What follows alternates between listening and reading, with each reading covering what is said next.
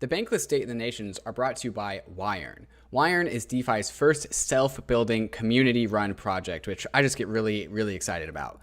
YEARN is a system that seeks out yield in DeFi, and it does that in a number of different ways. A very aggressive way is with the vaults, where you can deposit your preferred asset of choice, and different DeFi experts will come in and generate a strategy for what to do with your deposited token, right? And so it'll go find ways to get yield in that deposited token in DeFi. For those who want to just earn yield on their stablecoins, the Earn system is for you, where you can deposit your preferred stablecoin and YEARN will go and figure out which money market on DeFi in DeFi is producing the best interest rate, whether it's DYDX, it's Compound, or Aave. It looks around DeFi to see where the yield is coming from, and it directs stablecoins automatically so you don't have to. Check them out at yearn.finance to get started, and also check out the stats page to see what other people are doing as well. We're also brought to you by MONOLITH. MONOLITH is your cool new DeFi account, your DeFi savings account, your DeFi checking account. Except the cool thing about the MONOLITH DeFi account is that it gets software updates, right? You actually get to increase the usefulness of this over time. So here are some of the features. MONOLITH is a smart contract wallet with a lot of the features that you would expect if you've come to know DeFi and what it is. You can add money to it. You can put that money to work in Compound and accessing yield. But you can also swap through Uniswap. What was cool with MONOLITH is that they will send you a very sexy MONOLITH Visa card that connects to your MONOLITH smart contract wallet on Ethereum. So it's a really awesome tool to live a bankless life with a savings account that gets software updates. So this is something that you're never going to find out in the real world, but you can still do real world things with real money, like buy your groceries. So that's just fantastic. Coming soon to MONOLITH, actually already here to MONOLITH, is now you can buy DAI and get it sent to your wallet directly, right? So it's also being an on-ramp. So you don't have to go through your centralized exchange like Coinbase or Gemini or wherever. You can just go straight from your bank account right into your MONOLITH checking account smart contract wallet. So check them out at monolith.xyz. All right, Bankless Nation, welcome to another episode of State of the Nation. This is episode 17 and we have a special guest today. Jake Chervinsky, who is going to tell us a little bit about all of the regulatory action that's been going on in crypto. It has been heavy the last week and absolutely crazy. David, how are you doing today, sir? Just fantastic. Kind of an interesting and kind of good week to be in the DeFi realm of things, because this is kind of where we get to say, I told you so, this is why we do DeFi, but also DeFi isn't really in the state that it should be in order for us to really be saying, I told you so. So a little bit of a juxtaposition there. And if this is your first State of the Nation, guys, so David and I do this every Tuesday. We release it on YouTube. It's live on YouTube now. So if you're watching on YouTube, you're watching it live. And then the following day, so on Wednesdays, we release it on the podcast stream so you can catch it that way too. What we do in these State of the Nations is we try to apply the things that are going on, particularly in the past week, to the macro concepts that you read about and hear about on the Bankless podcast and newsletter. So David, what are we talking about today, man? So much has happened. And talking to the whole legal side of crypto Twitter, the whole legal side of Twitter, is that so much has happened that just can't keep up, because it just came one after another. And first there was BitMEX, and then there was Salt and Kick, and then there's John McAfee, and so there's just a big push coming from the nation state 3-letter agencies getting into the world of crypto, saying, drawing a line and saying everyone that's on this side of the line has gone too far, right? And so that has all happened in a week. And so last State of the Nation, this wasn't even on our radar, and now this State of the Nation, there's so much to talk about with specifically just legal stuff. And Jake is an expert. He actually predicted this stuff in a way before it happened. So we're going to start there. I think he's the perfect guest for this. Before we get there, let's talk about what's going on in the Bankless Nation. So David, we released an epic podcast, the Moloch Slayer podcast yesterday. Give us a sneak peek on that. Yeah. Moloch Slayer with Amin Soleimani and Kevin Owocki of Gitcoin. In the 2018-2019 bear market, Amin Soleimani kind of gathered everyone around and said, you guys, there's this problem called Moloch, And like Ethereum is currently like experiencing it. Like we're currently having to deal with this. And so in order to combat Moloch, he made Moloch DAO. And as a short snippet of what Moloch actually is, Moloch is like the reason why humans always tend to fail to coordinate, right? Like it's this incentive mechanism that always happens where like the more and more humans coordinate, the stronger there is an incentive to defect from that coordination because it profits you in some particular way, right? And this is basically the instantiation of the prisoner's dilemma, and it's a really important subject matter. And so we got Amin and we got Kevin from Gitcoin onto the podcast to talk about Moloch and how Ethereum represents this like opportunity for us to experiment and iterate on like governance strategies and on incentive mechanisms to really try and force Moloch to retreat. So David, I think guys, David said that was his favorite show. So make sure you check that out. I think it's the topic, just everything about it was spot on. So make sure you check that out. You also have a Meet the Nation coming out later today, right? Later today. With RAC, Andre, yeah. So Andre is a Grammy Award winning artist, and I really like the guy mainly because I listened to his music in college, and I to this day I still listen to it. And you know, while he was dabbling with music and really pushing his music career forward, he was also like working with Ethereum, like on you know, just out of interest, out of curiosity, right? And he's one of these guys that was able to take one part of his life and then take this other part of his life and get them to converge, right? And so this guy released Tape on Zora, which was an NFT that went from like $20 to like $900, and that kind of really kickstarted like this whole NFT movement. And now he's doing the RAC token, which is this community token for his fans to be able to express their interest and value in the music that he produces. So using the example of Ethereum as this like experimental layer for coordinating value, in what we were talking about in the Moloch episode, there's now RAC Andre who is using this layer to coordinate his fans in a way that other artists have not yet experimented with. So really interesting stuff.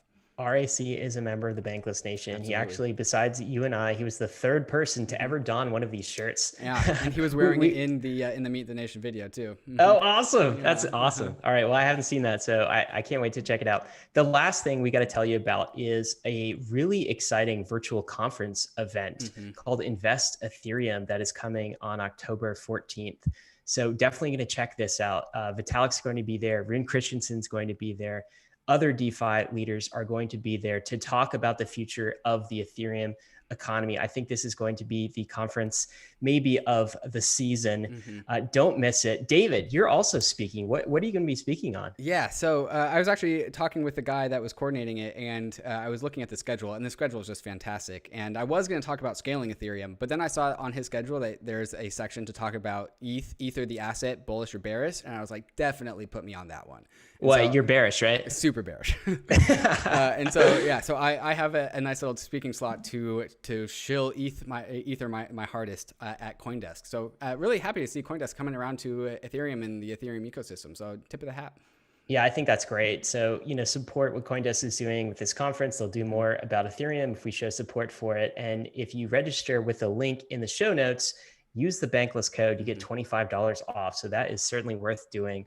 David, I'm going to start with a question we always start with at the State of the Nations. What is the state of the nation this week, my friend? The state of the nation, I already hinted about this. The state of the nation is retreating. We are retreating. We talk about this frequently on the Bankless pod, how the Bankless nation, it's a new type of nation. But these nations conflict, and sometimes old nations aren't too happy about that, right? And so there is, like I said, a clear line was drawn by some of the three-letter agencies of the United States and also of the UK. The UK is also involved here. And they drew a line and said anyone who's on the other side of this line is doing unlawful things. And so John McAfee just got arrested. BitMEX got charged with operating an illegal exchange and violating the Bank Secrecy Act. Arthur Hayes is quote-unquote at large. And so some big moves coming from the legacy nation state.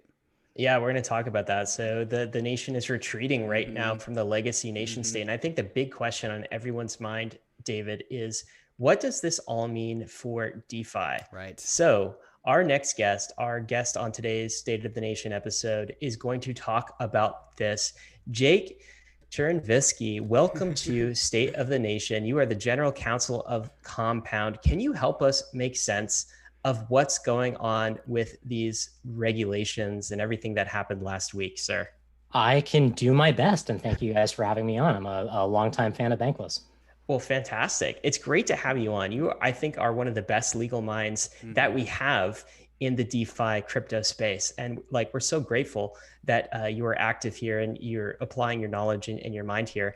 Maybe we should start with kind of your tweet. And I'm going to put this up on the screen if I can. Your tweet really sort of predicted what would happen last week, I want to say. So you said this on September 28th. You said the SEC and CFTC, they both end their fiscal year on September 30th, right?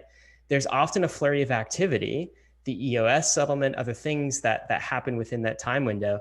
And then you said this week could be interesting. And this was before any news came out, and any news at all.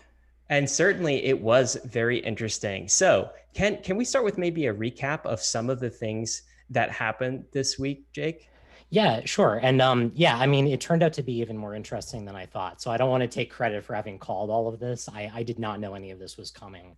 Although it is often the case that we see news at the end of the fiscal year as these agencies are trying to put together their best argument for how they did in a previous year and ask for more money for the next year. So just really quickly, before I jump into a quick summary, I should say, I am General Counsel of Compound Labs, as you mentioned, but I'm not here in my capacity as an employee of Compound. I'm just here to provide my personal opinion on what's been going on in crypto and in the DeFi space. Nothing I say is intended as legal advice. So yeah, last week was a pretty big one. I think the first really big decision that came out that related to crypto was an order from the SEC on SALT lending, which was an ICO from 2017. It was frankly just another in a long line of these ICOs that has been tagged for an unregistered securities offering.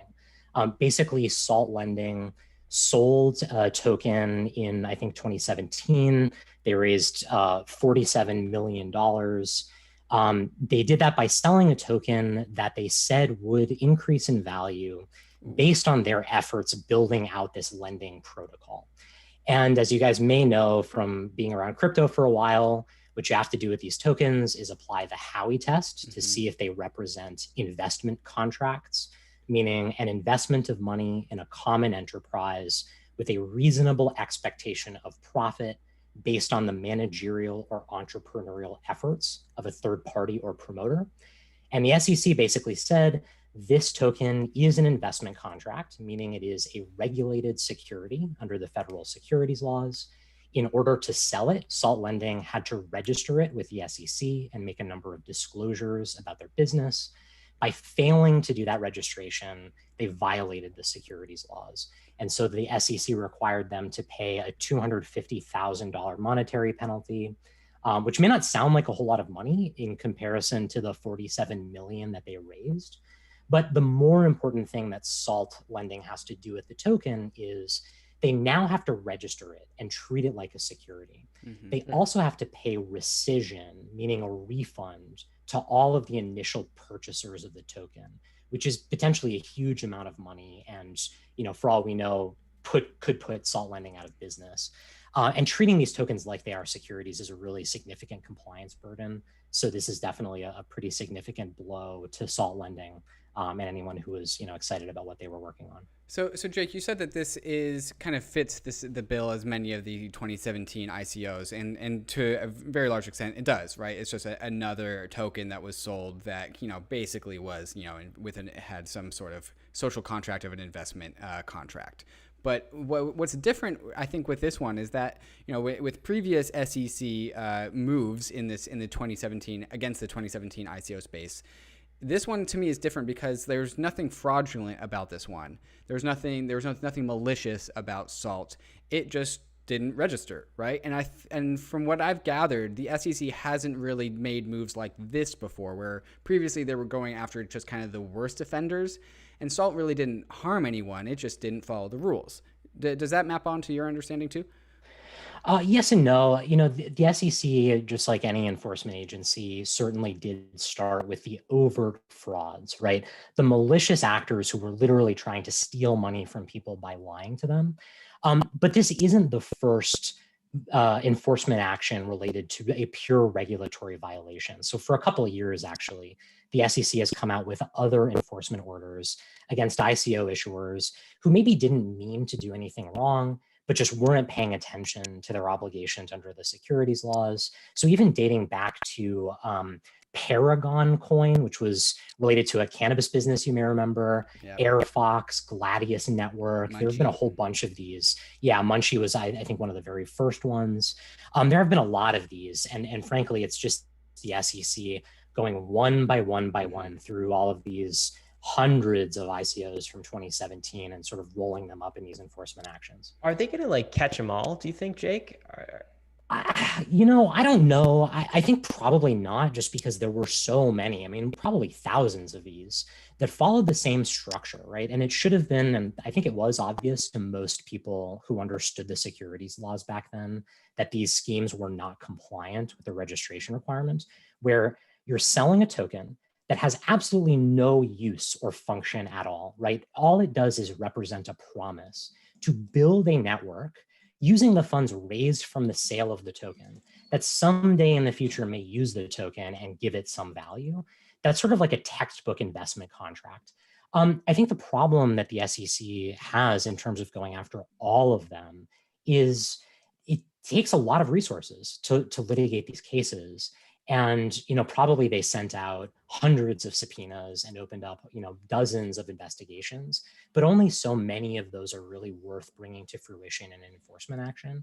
I won't be surprised if we keep seeing more trickle out week by week and month by month for the course of years. In fact, I'm a little surprised we haven't seen more of them before now. Right. But I think that if the SEC was really going to take care of all of them at once, we would have seen what's called a sweep, where the SEC issues orders or, you know, files complaints against dozens in a single day.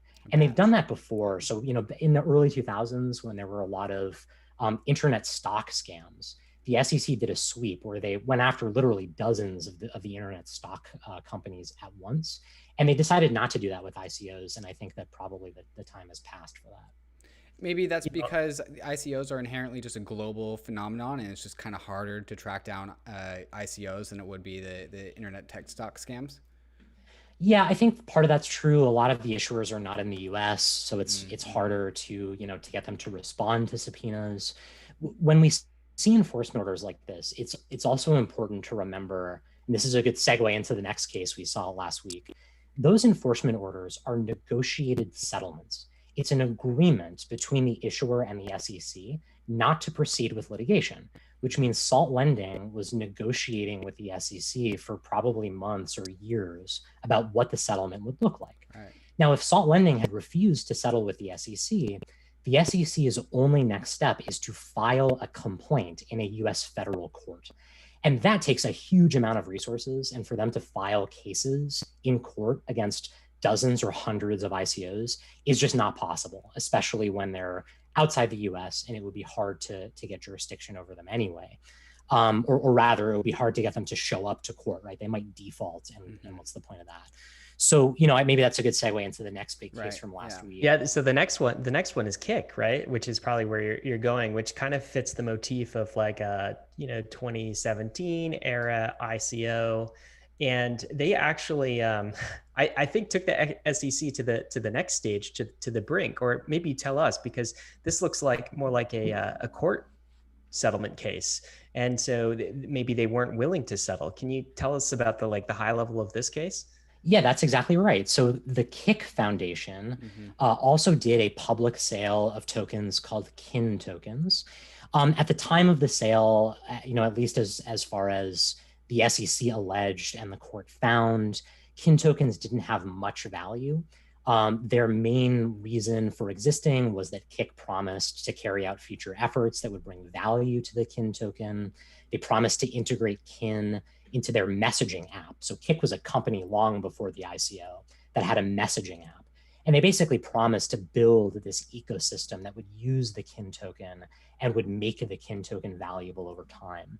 And unlike someone like Salt Lending, the Kik Foundation refused to settle with the SEC. And actually, in a sort of weird, unusual move, the SEC sent them what's called a Wells notice a couple of years ago. A Wells notice is a document where the SEC basically says, we are planning to recommend an enforcement action against you. This is your last chance to convince us that we shouldn't go forward. And Kik wrote a response to that notice, which is very typical, but in very unusual fashion, they published the notice and basically said, we're taking this fight public. Right. Which is not usually done. Usually they made a campaign out of it. They made a very directed campaign out of it. And they started this hashtag called Defend Crypto or something. Defend Crypto, I think. Weren't they also, David, accepting donations? They accepted donations, right. And so they kind of turned this into like a political campaign, saying like the SEC is bringing down the hammer and coming after us. And they tried to like quote unquote rally the troops behind them in order to fight off the SEC. I have my own opinions about the legitimacy behind that, but Jake, before I express those, if you want to continue with the story. Yeah, no, it was very interesting and exactly right. They positioned themselves as a representative for the entire sort of like ICO industry to try to fight against the SEC's legal interpretation of the Howey test. And because of that, they refused to enter a settlement with the SEC and said, basically, if you want us, you have to sue us. So they made the SEC file a complaint. They litigated the case for quite a while. They got very quickly to the motion for summary judgment stage. So this is a point where basically the parties say, there is no material dispute about the facts, right? There's no real dispute about what happened. The only disagreement is about how the law applies. And both sides argued that even accepting the facts as they are, they were entitled to judgment as a matter of law, meaning there's no need to go to trial. There's no need to do fact finding. Kik said the law's on our side, and the SEC said, no, the law's on our side. And the judge this past week sided with the SEC and said, yes, indeed, the Howey test applies where you sell a token that does not have consumptive value, that you're promising to carry out managerial and entrepreneurial efforts to bring value to the token. The token represents an investment contract and must be registered under the securities laws. And okay, so Jake, how similar is this to the like landmark EOS case? I think that happened last year, although like time flies in crypto, right? So, and then like the EOS case was interesting because it seemed to me that basically like the fallout from that was that originally in the EOS pre-sale, the ICO, that EOS, the token, was a security, right? But then it crossed the chasm. It morphed into a token that is no longer a security. First of all, fact check me there to see if that's right. And then how different is that from the SALT case and the kin case? Yeah, so that's partly right and partly unknown. So it's not wrong, we're just not totally sure. So in the EOS case, yes, the EOS token is very similar in a way to the kin token in that Block 1 had made promises about what they were going to do to bring value to the EOS token. Different promises from Kik, right? Kik promised to build this ecosystem around kin. Block 1 promised basically to build the EOS blockchain. Initially, EOS was just an ERC20 token trading on Ethereum that sort of like represented a claim on future EOS tokens that would later exist on the EOS blockchain, which hadn't been built yet. But that was a promise to carry out essential efforts that would bring value to the EOS token. So the SEC basically said the EOS token, when it was in ERC20, was a security and should have been registered. There was actually no direct conclusion about whether the EOS token was still a security once it was on the EOS blockchain, right? Now, Block 1 had already finished carrying out this promise of building the blockchain, but who knows what other promises there might have been that a purchaser of the real EOS token might think, the only reason I'm buying this is because Block 1 is going to carry out some managerial or entrepreneurial efforts to bring value to this token. That question was just never litigated, and the SEC, at least as far as we know, never passed judgment on it publicly. So that's just a huge to be continued. Like we don't know, aside from Bitcoin and possibly Ether. that the SEC has made some public comments on, we don't know about, like, EOS or any of these other networks, whether the SEC deems them as securities or not. Yeah, and that's pretty typical for the SEC. They do not often say when something is outside of their jurisdiction, right? They'll tell you when they think something should be regulated. They don't often publish no action letters, right? Which is a sort of like a formal letter saying either we think something violated the securities laws, but we've decided not to take action against it for policy reasons, or based on our analysis, we do not think that, whatever the scheme was violated the securities laws. They do that very rarely. So it's sort of standard for us to live in this world of uncertainty about what the SEC thinks. Wow. Well, I guess that's where we're living right now. The third case that came up is maybe the most interesting in some ways for DeFi and the topic that we're going to discuss soon, because it introduces two other government agencies, regulatory bodies. So we were dealing with the SEC in the cases you just mentioned, but now with let me wrap up the SEC ICO conversation, Ryan, and then we'll get to that. So Jake, we've been dealing with the SEC and ICOs, and this has been an ongoing topic of conversation every time the SEC does something. Is there any new precedent here, or is this just a continuation of the slow march of the SEC against like the haphazardness of the 2017 mania? I would say 95% of it is not new.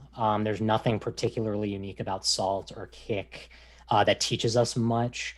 I would say it is important because an order from a federal court on a motion for summary judgment carries more precedential value than anything we've gotten so far, right? So these enforcement orders that the SEC puts out, like I said, it's a negotiated settlement. It's not the law. It's just what the SEC got someone to agree to settle a case based on.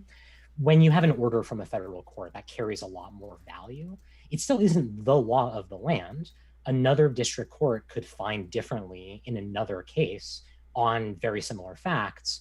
But nonetheless, it seems pretty obvious that the courts are adopting the SEC's view on these ICO tokens.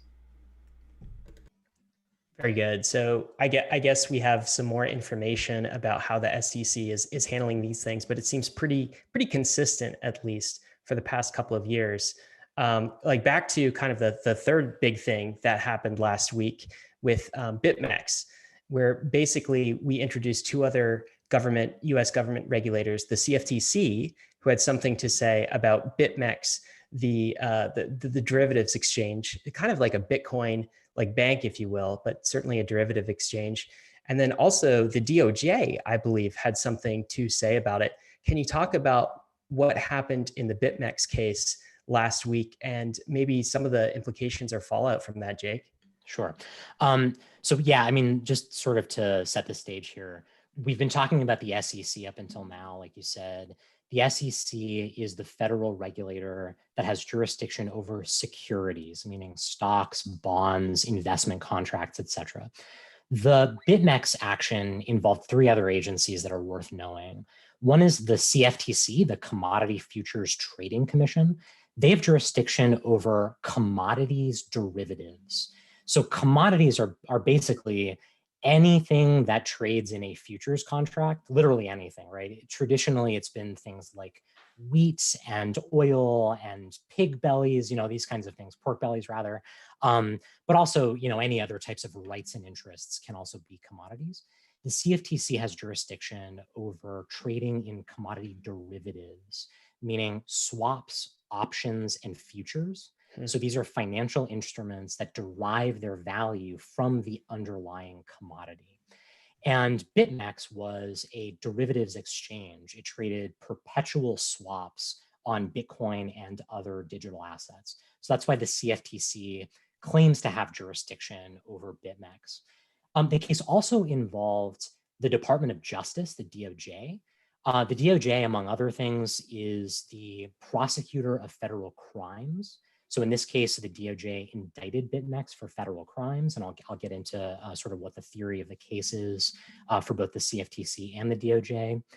The other third agency to know, which wasn't directly involved, but is very important in all of these kinds of proceedings, is FinCEN, the Financial Crimes Enforcement Network, which is a bureau of the Treasury Department. They are responsible for regulation and enforcement with respect to the Bank Secrecy Act, which is the anti-money laundering, know your customer rule in the United States. And some of the charges against BitMEX related to the Bank Secrecy Act. So FinCEN was certainly behind the scenes, involved in this investigation. But just to give you a really quick summary of the facts and what the charges are. BitMEX, like I said, was a derivatives exchange. They were allowing customers to trade swaps on Bitcoin and other digital assets. They were allowing US customers, at least according to the allegations, to have access to their platform. This meant that under the Commodity Exchange Act, they were a type of regulated entity called a designated contract market or a swap execution facility, and had to register as one or the other with the CFTC. Also, because they were accepting and soliciting orders in swaps, they were a futures commission merchant, another type of regulated entity under the Commodity Exchange Act. And by failing to register as they were required, they violated the CEA. And that's the basis of the CFTC's complaint against BitMEX. So the CFTC filed a complaint in federal court against BitMEX for those regulatory violations. And it's important to realize, right, the reason the CFTC has any jurisdiction there, I think, is because there are US citizens. They charge that there are US citizens involved in BitMEX. They don't regulate for other nations, but because they charge that US citizens were actually like using BitMEX derivative services, that's when it falls into the CFTC's court. Is that correct? Yeah, that's right. So, all US regulators have jurisdiction in the United States. To some extent, they have extraterritorial jurisdiction. So there are cases where US regulators can try to get jurisdiction over ex-US conduct. But even then, only when it is in some way affecting the United States markets. And so the only reason that BitMEX could qualify as a futures commission merchant in the United States is if they are accepting or soliciting orders for derivatives products from US citizens. And, I should mention, all of these are allegations. BitMEX plans to vigorously defend against those allegations. And we shouldn't necessarily take the government at its word. We've only heard one side of this story. At the same time, we can sort of discuss what the allegations are and compare that to our own experience of seeing BitMEX in action. Right. Yeah. And so like the meme about BitMEX is there's this video of this guy who's like patting down people going into a concert, and it's an older guy, and he's like kind of not paying attention, and he's like barely loosely touching the people as he's patting them down, and then he says, "Okay, you're good." And that's like what people claim BitMEX to be. It's like, "Oh, your IP isn't from the United States. You're clearly not a US citizen. Also, we don't do KYC." Right. And so like any amount of person with like basic computer skills could be inside of the US and then use the BitMEX derivative platform. And then it's also worthwhile, we should probably talk about in the 2018 consensus event, which is like crypto's biggest event, yearly event. BitMEX rented out like 3 Lambos and slapped their logos on the side of them and like parked them outside of Consensus, which is in New York, right? And so like, why would you do that if you're not advertising? What you're advertising to Germans there? Like, no, we're in New York. And so like people have known like BitMEX to fly pretty close to the sun with what it should be doing versus what it's actually doing. Yeah, I mean, those are all really good points. The Lambos, that's what we would call a bad fact in legal terms, right? It's not helpful for BitMEX's defense. Yeah. But look, so, sort of diving into the nature of the CFTC complaint, qualifying as a futures commission merchant, it's not an offense that considers your intent or your knowledge, right? It's what you would call a strict liability offense. If you are serving a US citizen, you qualify as a future commission merchant. It doesn't matter sort of like what efforts you are taking to try to exclude US citizens. Now, there are other charges at issue, which we'll get to in a second, that do require some proof of intent, meaning that you're serving US citizens, or you've been negligent in trying to exclude US citizens, or even that you've intended to solicit US citizens, right? These are all relevant to other types of charges, but it's just important to remember from a regulatory perspective, setting up geo-blocking or, an IP address filter, it's not going to be enough. That's one of the lessons from this action to escape CFTC jurisdiction. They're going to exert their jurisdiction over you if you have US customers, for sure. I don't think anyone even thought that would be enough, right? Like it was basically the bare minimum. And like I'm not a lawyer and you aren't BitMEX's lawyers, but I'm going to go ahead and hypothesize that the lawyers of BitMEX informed the officers of BitMEX that, we should really be doing KYC, and the officers were like, nah. I mean, yeah, I don't want to speculate. I guess it is hard to imagine a lawyer signing off on this kind of system. And when you read the allegations from the government, it's clear that this wasn't one of these situations where, BitMEX was trying its best, at least so far as the government alleges, to keep US citizens off of their platform. A lot of the allegations are that Arthur Hayes and his co-founders explicitly knew that there were US citizens on the platform, and they encouraged US citizens to join the platform. In some cases, they had even gone into their back end to change the designation of where some customers lived so that they wouldn't have to use a VPN to get onto the platform. So this isn't, the kind of situation where it was just a mistake, at least as far as the allegations say. So before we get to the DOJ and FinCEN with respect to BitMEX, I want to ask the question about the CFTC and the question of why do they care so much, right? And this also maybe applies to the SEC. So my impression of the SEC is our mandate, the SEC might say, is to protect retail investors, right? So is the CFTC similar? Are they basically saying, look, our overarching, when you zoom out, our overarching mandate is to protect US citizens, retail investors from nefarious actors in this space. And that is why we are taking action such as this BitMEX action. Is that the purpose of the regulatory body? I'd say yes, that is definitely part of this. I think it's not all of it. So just like the SEC, right? The SEC has basically three main goals: to protect investors, to facilitate capital formation, and to ensure fair and efficient markets. The CFTC has sort of similar goals in its mission statement. It is also looking to protect especially retail investors from overly risky financial products. It also is trying to protect the systemic integrity of the derivatives markets in the United States. And, we've seen over the course of years, at least a lot of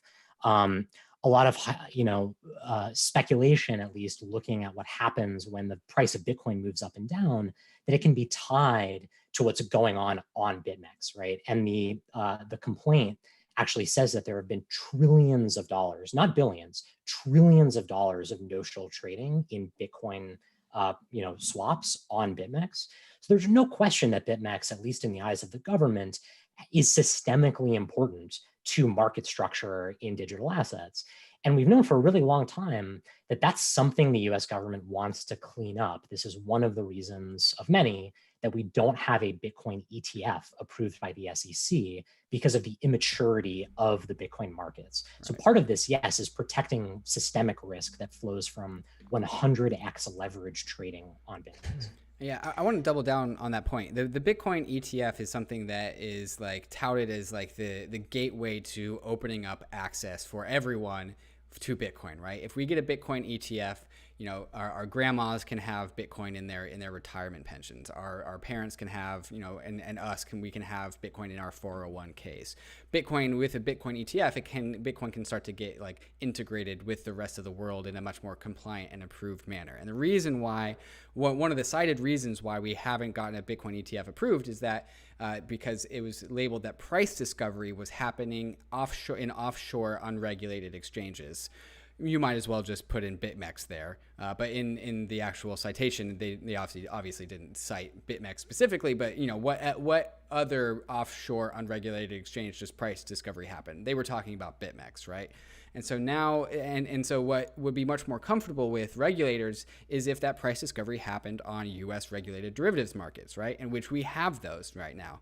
And so while, a lot of Bitcoiners will, shed some tears at the loss of their favorite Bitcoin casino, Bitcoin bank, I think over the long term, I think it's a pretty decent commitment to trade BitMEX for a Bitcoin ETF. Yeah, I think that's fair. And Ryan, the other thing is, so I said, that's part of it, and the other part of it will lead us to the Department of Justice action that went along with the CFTC's complaint, which is there's an anti-money laundering angle to all of this. This is the big one, right? This is like the big deal. Yeah, I think this is the big deal. And, if the only violation had been of the Commodity Exchange Act, we probably wouldn't have seen action this strong as we did last week. So the deal is, if you qualify as a futures commission merchant under the Commodity Exchange Act, you automatically have an obligation under the Bank Secrecy Act to register with FinCEN and implement an anti-money laundering compliance program. An anti-money laundering compliance program means you have to KYC all of your customers, right? Customer due diligence. And you also have to file any number of reports with FinCEN, either for very large transactions in CTRs, currency transaction reports, over $10,000 in value. You also have to file SARs, suspicious activity reports, which tell FinCEN about anything shady going on your exchange. And as we all know, for a very long time, BitMEX was not doing KYC for any of its customers. Now, there haven't been, as far as I've seen, any allegations of actual money laundering going on through BitMEX. However, who knows what the FBI sort of, has figured out on its own behind the scenes. I think it's reasonable to wonder if there were some other law enforcement concerns about hiding criminal activity or trying to launder funds through BitMEX. So the DOJ, in addition to the CFTC, indicted Arthur Hayes and his co-founders on criminal charges, much more serious than just a civil complaint for a Commodity Exchange Act violation, for willfully violating the Bank Secrecy Act. In other words, knowing that they had to set up this anti-money laundering compliance program and then willfully refusing and failing to do that. And in the indictment, there's a fair amount of evidence, at least in the DOJ's allegations, that Arthur Hayes and his co-founders, knew that they were required to implement this AML policy and that they were intentionally avoiding doing that. There's sort of one phrase that has really stuck with people where Arthur said during a debate, I think with Nouriel Roubini, that the reason that they had set up in the Seychelles was it was a lot easier to bribe officials there. You could bribe them with a coconut. So that doesn't look good, and it does sort of show consciousness of guilt, so to speak, about that violation. Okay, so just to recap what's meaningful about this is that like BitMEX, and because it wasn't doing KYC or all the other reporting requirements of financial activity on the BitMEX platform, was this massive black box of inputs and outputs of Bitcoin, right? And so what pisses off the US regulators is that, they don't know where that money is coming from and they don't know who that money is going to. And so when we are trying to always perpetually get a grasp for where the world's money is in order for us to be able to stop the things that we don't want that money to be used for, BitMEX was a huge thorn in the side of the United States, right? Like we want to know who's getting funded with what, and BitMEX isn't enabling us to understand that, right? And that's kind of what the Bank Secrecy Act is all about. Yeah, that's right. The Bank Secrecy Act, and it's not just the BSA, it's really sort of like the global system of financial surveillance. So that includes 5-AMLD, and it includes the FATF standards, the Financial Action Task Force. The point basically is to deputize trusted third parties who serve as financial intermediaries to perform surveillance over the transactions that they process on behalf of their customers and report to the governments of the world who that money belongs to, where it's coming from, and where it goes. And BitMEX, like you said, was sort of not playing along with that game, and it allowed folks to send Bitcoin to BitMEX. And then, as far as a company like Chainalysis or other blockchain analytics services were concerned, they weren't able to track those transactions once they left BitMEX. They wouldn't know sort of who the money was going to or where. So that's why this was an anti-money laundering concern for law enforcement. Right, and from what I've gathered, there were confirmations of Iranian individuals using BitMEX, and Iran is definitely on the don't touch money from this country list. And I think listeners can start to get a feel for why this conversation is extremely relevant to DeFi, and we're definitely going to go there. But before we do, I do want to ask, like, so one BitMEX officer's in jail, and Arther, the CEO, I guess, is been quoted to be at large, not arrested, but at large, and so we can assume that he's like on the run. I know you don't like to speculate as a lawyer, Jake, but what do you think is going on behind the scenes here? Is there going to be a deal kind of written between BitMEX and the regulators, or are they doing the complete, like, middle finger where they're still processing withdrawals, the domain hasn't been seized, like BitMEX continues to operate? Like, what's your take here with like how this moves forward? Yeah, so I mean, I guess first of all, it is important to remember that BitMEX, like any other defendant, is innocent until proven guilty beyond a reasonable doubt in a court of law, right? So BitMEX is not required to shut down unless the government tries to shut them down. I think it makes perfect sense that they are still operating as long as they are maintaining their innocence and maintaining that they are still in compliance. In terms of Arther being at large, so I've heard reports that he is in Singapore. The US has an extradition treaty with Singapore. So unless Arthur is the kind of guy, and again, we're sort of speculating here, but unless he's going to literally go on the run and try to hide from law enforcement for the next 20 years, I mean, and I don't see that happening. Right. My guess is he's in contact with the authorities in the US through his counsel, and they're probably working out the details of a self-surrender, and that's very typical. Right. So what you don't want, frankly, is to land at an airport and the FBI is waiting for you and you get put in handcuffs. Right, you lose all your leverage. Right. Yeah, so what they're doing probably is talking about the terms of pretrial release. So, the question is Arthur going to be held in jail pending trial, or is he going to be released on bond, meaning if he flees and becomes a fugitive, he has to give up some amount of money, or is he released on some other conditions that will try to stop him from fleeing? They're just going to work those terms out, and then my guess is Arthur will show up and turn himself in at some point, and then we'll see what happens in litigation. We heard reports that BitMEX was being investigated as early as July of last year. So that was the first time that there was a public report of a CFTC investigation. Also, the documents that were filed last week imply that there have been depositions and subpoenas that have been responded to. So it seems like BitMEX has been working on this investigation for a long time. Mm-hmm. My guess, and you saw this in my tweet last week, was that BitMEX was probably trying to work out some kind of settlement, just like these other players have. And it sounds like the deal just fell through. And they couldn't work out a deal, and that's what led to the government filing charges. Interesting. Well, one thing that concerns me, Jake, is this was, funnily enough, on the 8-year anniversary of the Silk Road deal. I think that was actually a coincidence more than anything. But for those, a quick recap, the Silk Road was the darknet marketplace that leveraged Bitcoin in order to facilitate the purchasing of illicit things, whether it be drugs or fake documents or whatever. And then Ross Ulbricht got sentenced to 8 years in prison, and the Silk Road got seized and taken down. And then 1,000 Silk Roads came up in its place, right? Like new different darknet markets that now those get seized every once in a while, but then 10 more crop up in their place, right?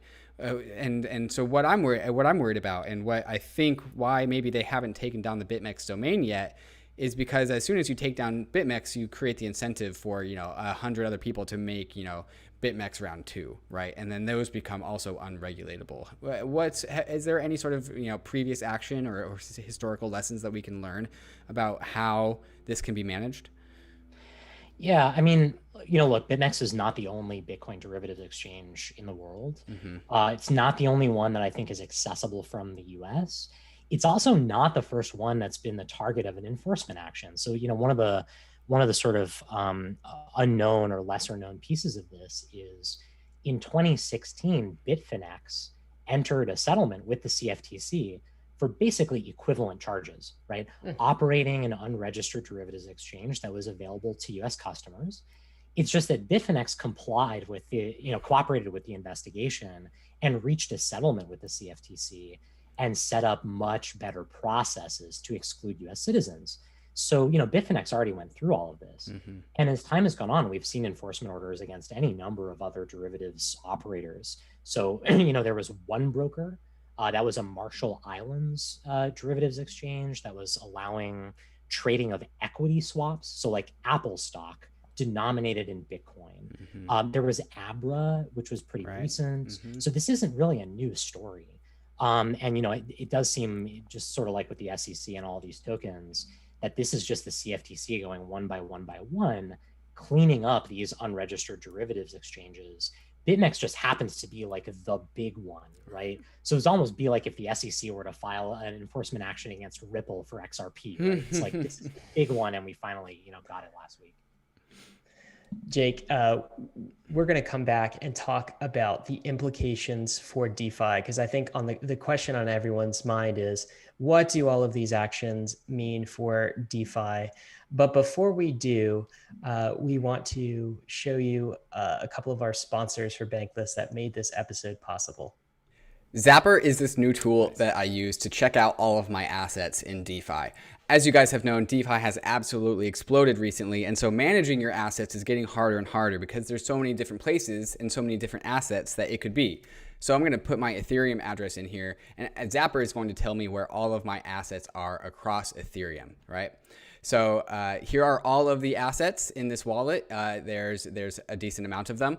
And it's also going to tell me where I've deposited assets into various DeFi protocols, right? So there's some yield farming going on. There's some liquidity pooling going on. We can also look more granularly at the specific protocols that it's involved with in this Explore feature. So it's got some assets deposited into Uniswap. It's got some assets deposited into Balancer. And also with ZAPPER, you can just exchange straight from the ZAPPER interface, right? So this is just another layer on top of Uniswap or other exchanges on Ethereum that allow you to swap assets, right? So check them out at zapper.fi. It'll give you a nice clean portal to invest your assets in DeFi. And you can also connect to multiple wallets if you use multiple wallets all at once, and it'll give you an aggregate of every single wallet that you own. Check them out at zapper.fi. Also, this is definitely not my wallet.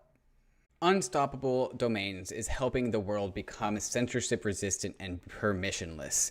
If you are looking for a censorship resistant website that no one can take down, go to unstoppabledomains.com and type in the domain that you think that you want. So I'm going to type in the domain that I think that I want, trustless state, and it's going to tell me some of the options that I can get to get a permissionless domain, trustlessstate.crypto. And so what you can do with trustlessstate.crypto or whatever domain that you want is you can purchase it, and then it can be a URL that you direct people to that no nation state can take down. That's what Unstoppable Domains is all about. What's also really helpful with Unstoppable Domains is that wallets can integrate unstoppable domains so that the addresses that you send your crypto assets to can become human readable.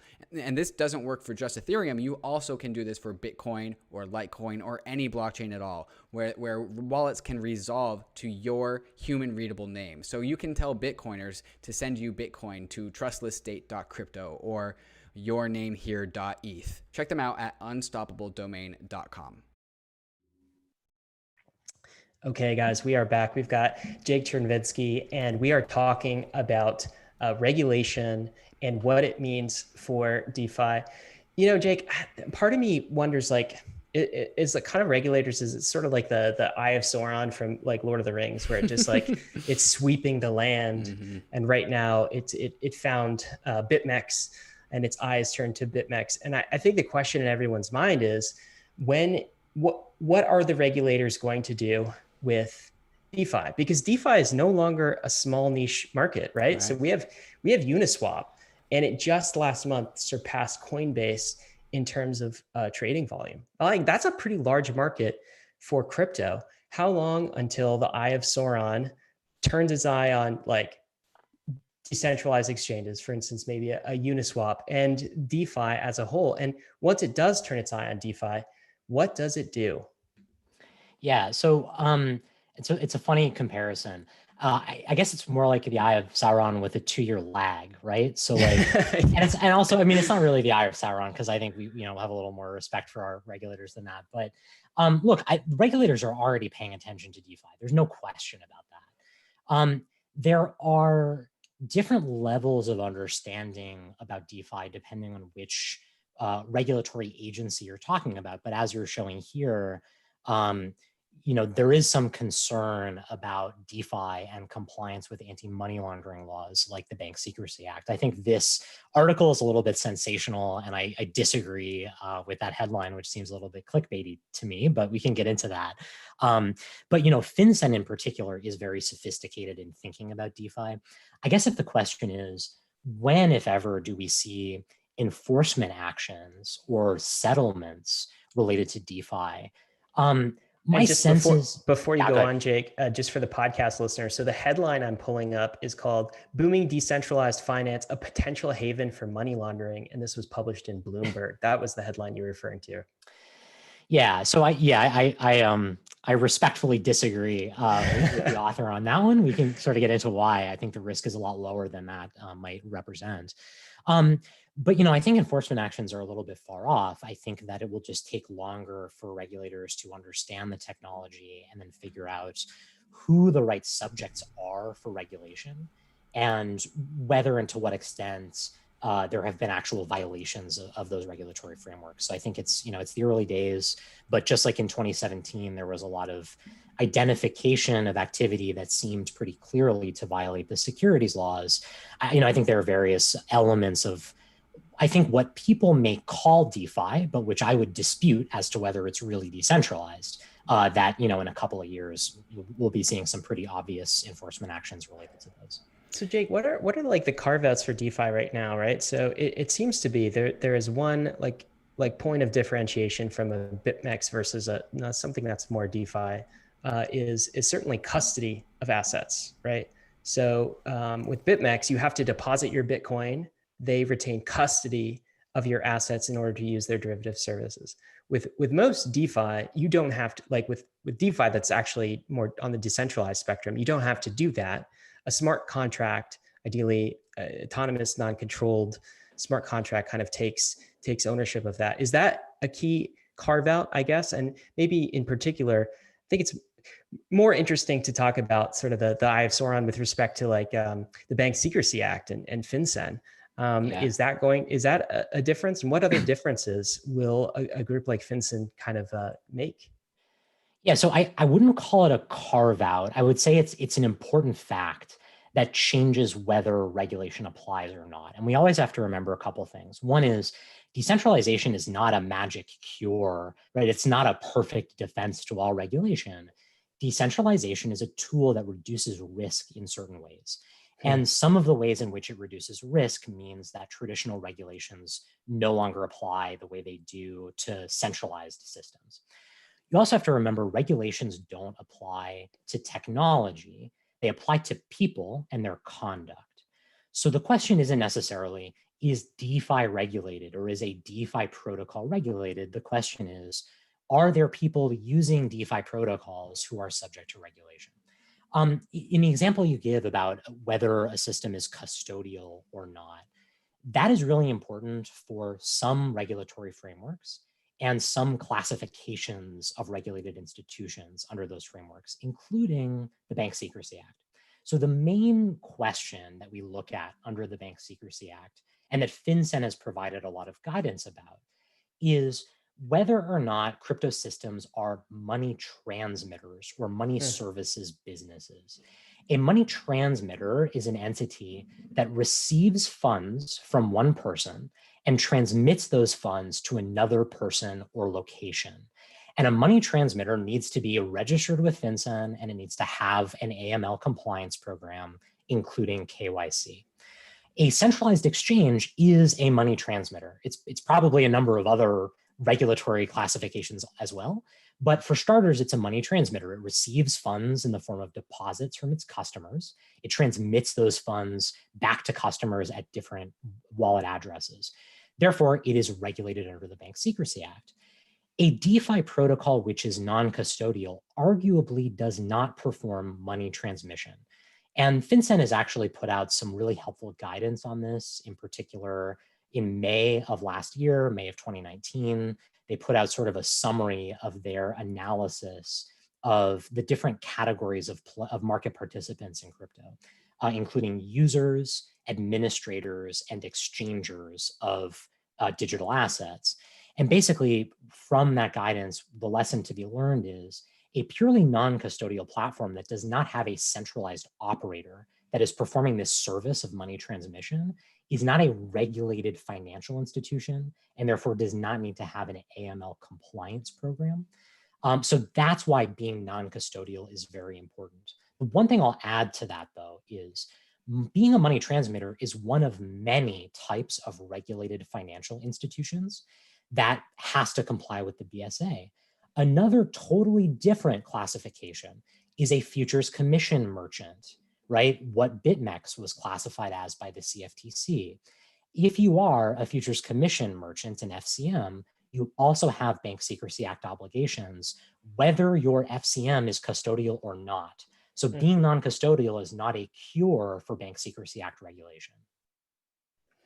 Wow. Okay. So like falling in the first category, I guess traditionally you'd think of something like a wallet, right? So like a MetaMask, for instance, you know, not to put specific companies or projects on this, but that would be something that probably falls outside of the Bank Secrecy Act and FinCEN's jurisdiction. Yes, and FinCEN actually said in their guidance pretty clearly that a quote unquote unhosted wallet, and by that what they mean is a wallet that is purely under the control of the user, is not money transmission, right? The creator of that unhosted wallet is basically just a software developer that put out a piece of software, but that developer does not have custody of the user's funds. And the user, as long as they're using cryptocurrency on their own behalf, right, for their own account, their own purposes, then they're not performing money transmission for other people. So that's why an unhosted wallet is not subject to Bank Secrecy Act regulation. And that's kind of, Jake, the case of like so far, right? That's how kind of FinCEN has issued guidance that so far that seems to be the case.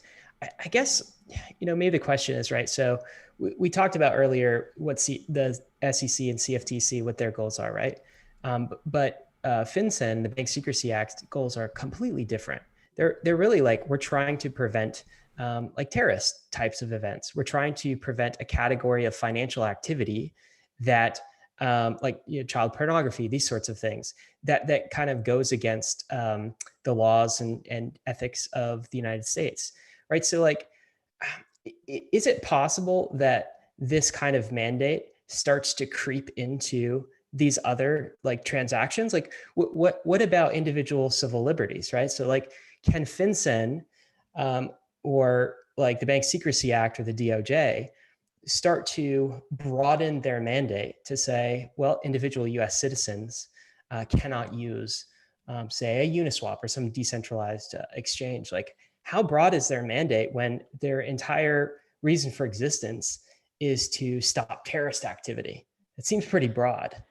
Yeah, you're hitting a really important point. And this, I think, is going to be the policy battle for our space in the coming years. And it's been heating up a lot in just even the last couple of months. So I guess a couple things on this. The first is FinCEN is a regulatory agency. They do not make the law, they interpret the law. They also can pass their own implementing regulations. But if you want to have a change to the Bank Secrecy Act, that would have to come from the US Congress. Right now, the Bank Secrecy Act, the statute, is what says that only regulated financial institutions are subject to the AML compliance program obligations of the law. And an unhosted wallet just doesn't fit any of those definitions of a regulated financial institution. So the question is, number one, to what extent might FinCEN want to exert more authority over unhosted wallets or peer-to-peer transactions? And number two, how could the law change to be more restrictive of these kinds of transactions. I think stepping back from the technical legal analysis, it is important to note that what we are building is a parallel financial system that allows the transfer of basically any amount of value to anyone, anywhere, almost instantly, almost for free, without any ability of governments to censor or surveil those transactions. Right. That is a threatening sounding type of technology. And there is just a really big ongoing policy question whether regulators are going to be okay with that. David, you look like you have something to add there. Yeah, so this is kind of just like in stark contrast with BitMEX. Like the reason why so many people like BitMEX and why BitMEX is under the view of the nation state in this present moment is that in addition to the service that it provides, which is regulated by the CFTC, it also provides this byproduct service of like a money laundering institution to people that we maybe don't want. And like this, take for example, the Iranian people that were using BitMEX, and from what I hear, were inappropriate ways according to what the United States regulators view as appropriate, right? And that's why they're going after BitMEX. But Uniswap is no different, right? Or insert your decentralized exchange here. Like there's no Uniswap. The protocol will not be doing any reporting or KYC to any sort of regulatory body at any point in time, right? And so the value proposition for people that want to escape the nation state control, why there was going an motivation to go after BitMEX is going to be that same motivation to go after some sort of decentralized exchange on Ethereum. But now the game is just different. The playing field is just different. Things are constructed differently. And so that's why we're talking about like the issue of like a custodial wallet versus a user controlled wallet. And unless we want to tie off that previous conversation with anything, let me know. But I think what I want to hear about is like, there are platforms on Ethereum where you need to deposit your assets into them in order to participate. And then there are also platforms that you don't, right? For example, Uniswap. You can use Uniswap without depositing your assets there versus an application more like DYDX or Loopring, where you actually do deposit your funds into their system and then use their system and then you withdraw, right? So like this seems to be where like the new line that we need to differentiate in order for regulators to come in and really understand what's going on here. Is there a line there, or is that just kind of an arbitrary difference? No, I think you're on the right track. I mean, I guess, the world we live in right now is a world where regulators are more or less comfortable having surveillance of the on-ramps and off-ramps into the crypto ecosystem, right?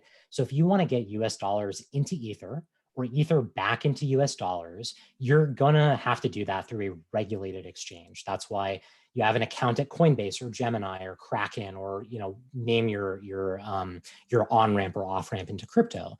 But then the transactions, once you're in the crypto ecosystem, right? Once you have your Ether in your MetaMask wallet and you're moving it around between different DeFi protocols, there is basically no regulation, or at least no requirement of reporting or KYC at that point. I think where we're heading, there's basically two directions we can go from here. One is policymakers understand the benefits and the value of that kind of financial activity, right? The whole point of what we're building is a system where people can actually own their own assets. They don't have to rely on trusted third parties, centralized custodians, to manage their assets for them and also manage their personal identifying information for them. We know how that goes, right? Not terribly well. And also policymakers who understand the civil liberties issues that Ryan was mentioning, right? I believe that financial privacy is a really important right. And I believe the right to own your own assets is really important. The other version, though, and this frankly is what we're hearing more from policymakers now, and I can tell you, I do a lot of work here in Washington, D.C., where I'm based, talking to regulators and legislators about these issues, is a desire to create a fully custodial system, right? Where you cannot withdraw crypto assets from a traditional intermediated financial system.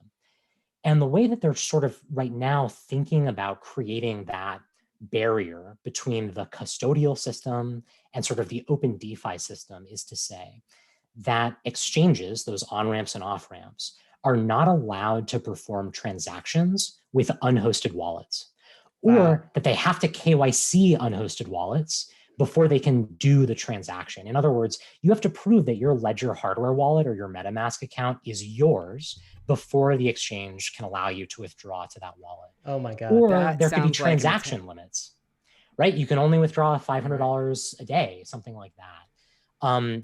And this is actually heating up as an issue. And I think in the next 6 months or so, this is something that we need to start arguing about. That sounds like a direct attack on the Bankless Nation. That's what it is. And it sounds, you know, pessimistic, but this is what has happened in Switzerland. So there is the Swiss rule, which says that VASPs, virtual asset service providers, have to verify the beneficial owner of an unhosted wallet before they can do a transaction to that unhosted wallet. This is all under the auspices of the travel rule, which you've probably heard about before. And the result of this basically is Swiss institutions refuse to process transactions to unhosted wallets because they don't know how to comply with that requirement. This is, okay. So David, you wrote a piece on Bankless on Monday about kind of the BitMEX case being sort of like dividing the crypto community a little bit. And I've got to say, I'm somewhat divided on it too, right? So on the one hand, I totally agree with regulator mandate to basically, let's get the bad actors out of the space. So to the extent that BitMEX can cheat or take funds away or basically have their service operate as a black box. So you have no transparency into what's going on. And therefore allegedly trade against their own customers. Exactly. Right. So to the extent they were doing that, that's a bad actor. Okay, regulator, there's a bad actor in the space. Do your job and thank you. Yes. But the other side of this is to the extent that regulators, not just regulators, nation states want to clamp down on civil liberties, like things that if I pay you in cash money, David, right? There's no AML KYC going on. If I give you a bar of gold, the transaction has completed and the nation state doesn't need to get involved. And that's where, Jake, I got to be honest, I'm pessimistic, and it's concerning to me because even this week we get stuff like this. I'm gonna show it on my screen. I tweeted this, but the Earn It Act is in front of Congress right now, and this is basically legislation that is attacking internet encryption and privacy on the internet. This is in front of the House right now with some supporters, bipartisan support, and it's we need help with COVID. We don't need this kind of thing. So I'm worried, quite frankly, Jake, that our boomer legislators are going to go with option 2 and instead try to institute this whole authoritarian, we need to know every single transaction in and out. There are no peer-to-peer money transmissions that the government doesn't have an eye into. There's no such thing as financial privacy anymore. Now that it's digital, we somehow have a right to see everything that happens if you're a citizen of the nation. And quite frankly, that is terrifying to me. Jake, is there any hope here? Please say that someone is willing to preserve our civil liberties at the nation state level. There is hope. There's definitely hope. I am worried. I'm probably one of the more worried people, working on these policy issues. And I do think we need to take it seriously, but I do think there's hope. I think we have really good arguments, and I hate to be sort of too much of a patriotic American, but I do think especially we have really strong constitutional arguments, arguments that really speak to American principles about First Amendment rights, Fourth Amendment rights. I think financial privacy is something that we care about a lot in America. I don't think we want to have a system like a more authoritarian country like China has set up, where the government can see absolutely everything that everyone is doing at all times. So I do think we have good constitutional arguments, good principled arguments. I also think we have to look at this from the other side of the equation. So when you go to policymakers and all you do is handwave about how amazing this new innovative technology is, they don't really hear those arguments as much as they do when you say the risk that you're concerned about is actually pretty low. Right? Think about what the policymakers are concerned about. They're concerned that terrorists are going to use this technology to perpetrate attacks on our country, to hurt innocent people, to carry out crimes that none of us want to happen, right? We do not want to see child abuse in the world or terrorist attacks in the world. We don't want to see DeFi being used by ISIS and Hamas and Al-Qaeda. That is not something that we want.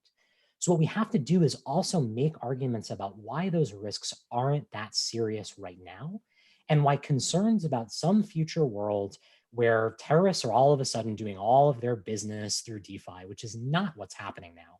Like, don't get me wrong, right? There is basically none of that happening right now. There's very little actual use of crypto. I mean, they're doing it with bills, right? With Benjamins, with cash money. The US dollar is yeah, by far and away the most used currency for criminal purposes. And so you want to say to policymakers, look, we understand the risk. There are ways to mitigate those risks. We're fine with regulation of those on-ramps and off-ramps, right? It's okay for something like BitMEX to have to perform KYC of its customers. But also don't kill the innovation that's happening in this new world that is trying to compete with the centralized version that China is building, right? Or that other, I guess you could call them foreign adversaries of the US and the sort of Western world, where they will control everything that happens on these systems. Don't kill that version of this technology for fear of something that isn't really happening right now, and instead consider other ways to attack the problem other than the overbroad act of just shutting down all innovation completely.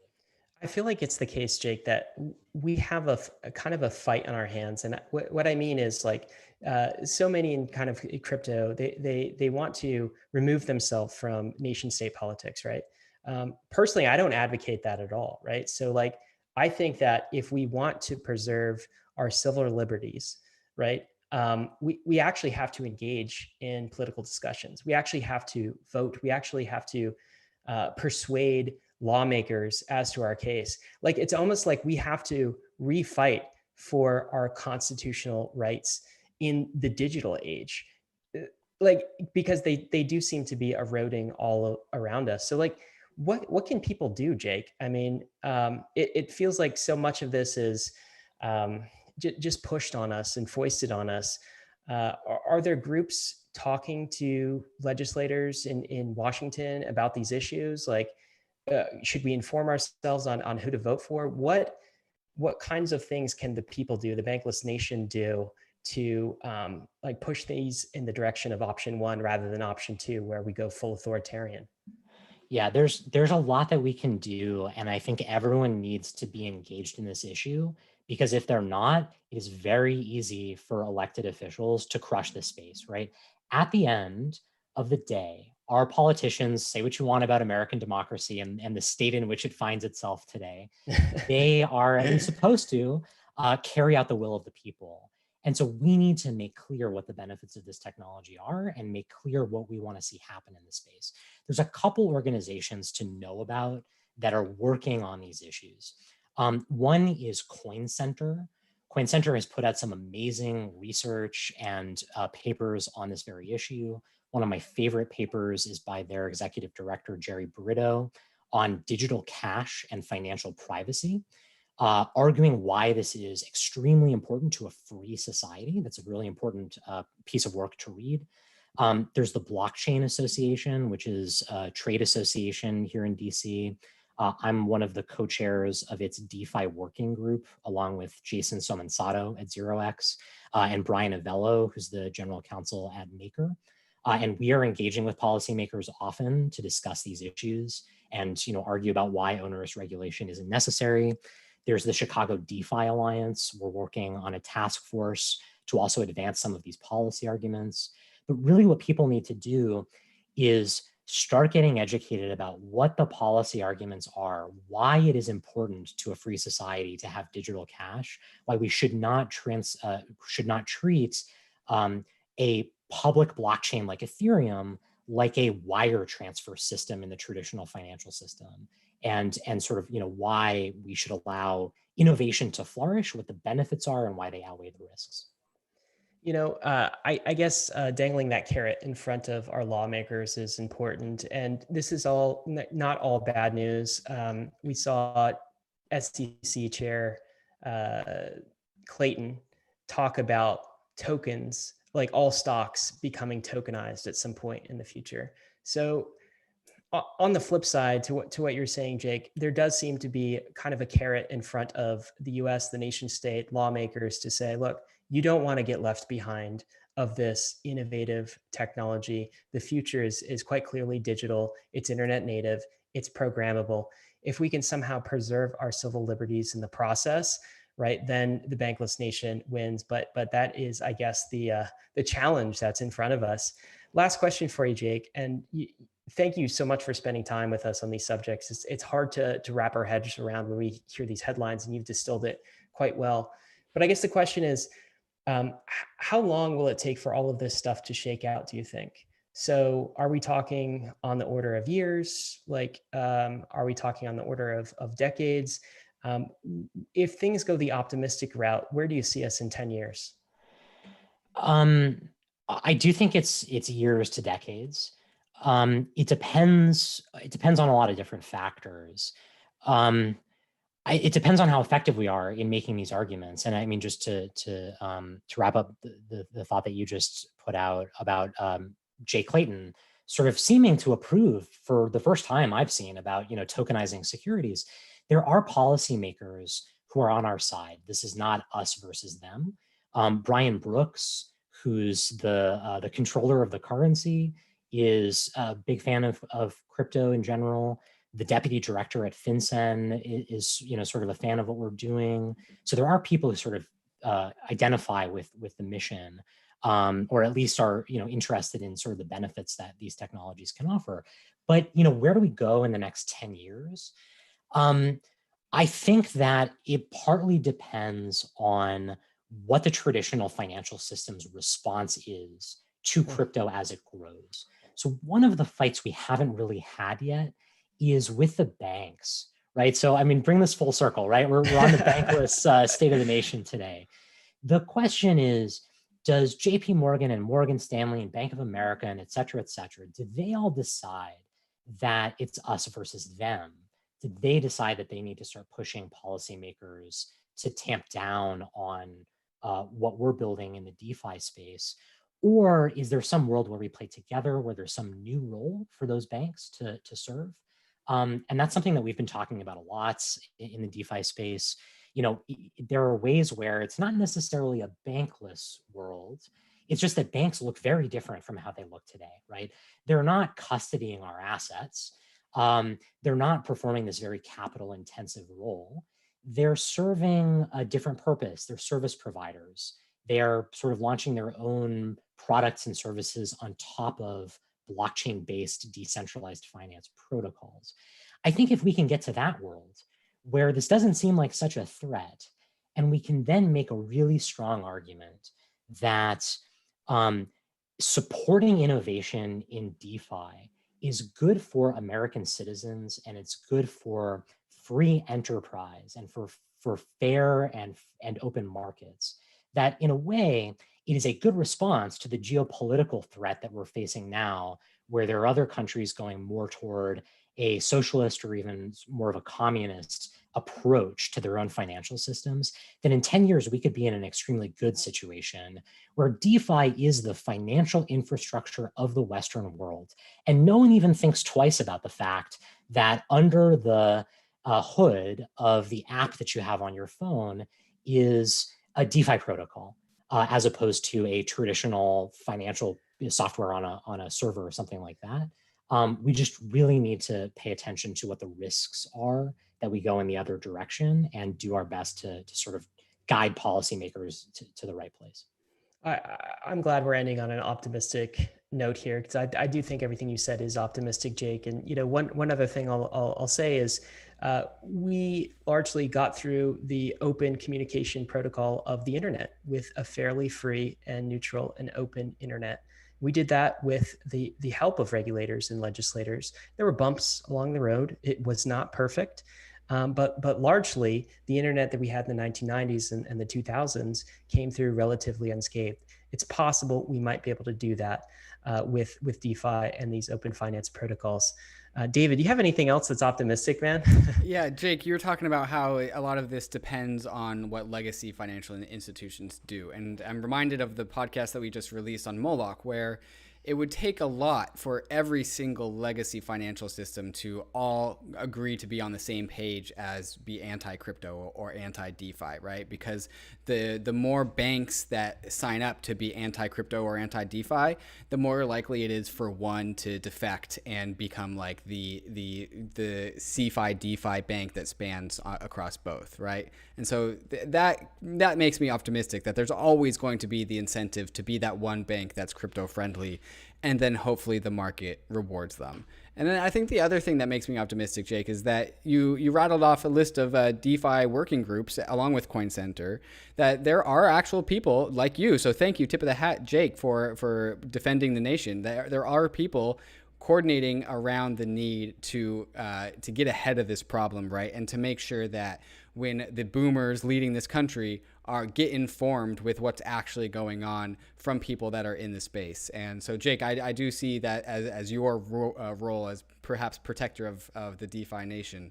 So thank you with everything you do. And also thank you for coming on the Bankless State of the Nation to get us educated as to what's going on in this world. My pleasure, guys. Great to talk to you. Cheers. All right, guys, this has been State of the Nation. Thanks so much. Of course, none of this was legal advice, as Jake will be the first to tell you. This was also not financial advice. ETH is risky, crypto is risky, so is DeFi. It's clear that we have some things to work out in the years to come with the nation state. You could also lose what you put in, but we are headed west. This is the frontier. It's not for everyone, but we're glad you're with us in the Bankless journey. Thanks a lot. I don't think we've done a live stream or a podcast that was more accurately reflected your sign off, Ryan. It's so